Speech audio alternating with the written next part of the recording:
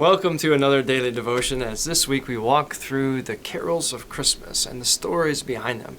I've already been told by at least one that maybe the singing isn't the best idea, but I'm going to do it again, so here it comes.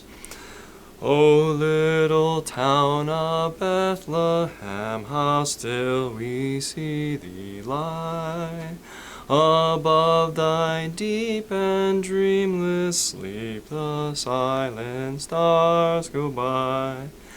Yet in thy dark streets shineth the everlasting light.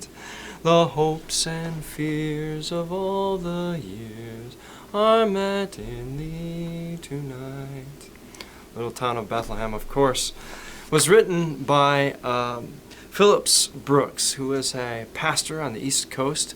He had just gone to Jerusalem and Bethlehem and celebrated on a month-long trip to the Holy Land, celebrated Christmas in what we call Palestine today, in Bethlehem, in the shepherd's fields, just outside of where the Church of the Nativity lies today, the traditional birthplace of Christ. These fields are actually the fields that were owned by Boaz. You remember the story of Ruth?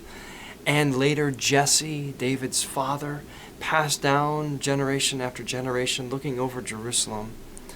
And here we find this cave.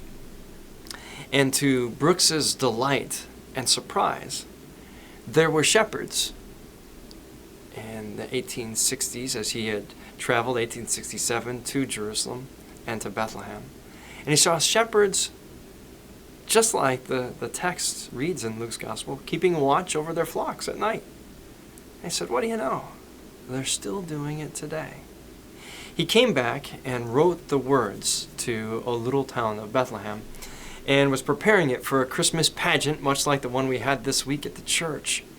He showed it to his organist, James Redner, who was a wealthy businessman, a realtor, and also an organist, who had this deep passion for children's ministries, and he was actually on the side worked as a superintendent of Sunday school. He grew the church apparently from 35 kids to 1,000 kids in their Sunday school classes. Can you imagine that? What a Pied Piper kind of children he must have been. But Redenauer put the tune to what we know as A Little Town of Bethlehem together.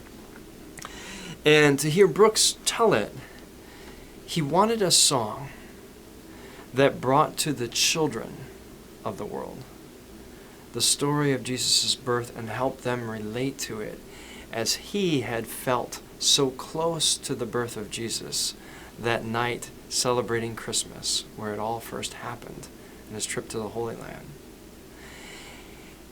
In short, Brooks wanted to make Christmas draw near to us in a way that matters, just like God draws near to us on that first Bethlehem morn in the flesh, face to face, saying, I'm with you.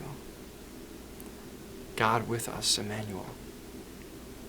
And so, in the attempt to do just that, to connect us to 2,000 years of Christmas traditions, and to put us there at the manger, Brooks and Redner bring this beautiful Christmas song, O Little Town of Bethlehem, to put us at the scene and to remind us that this child is born not just for Israel's hopes and dreams, but for yours and mine, to make all the difference in the world in who we are and remembering whose we are.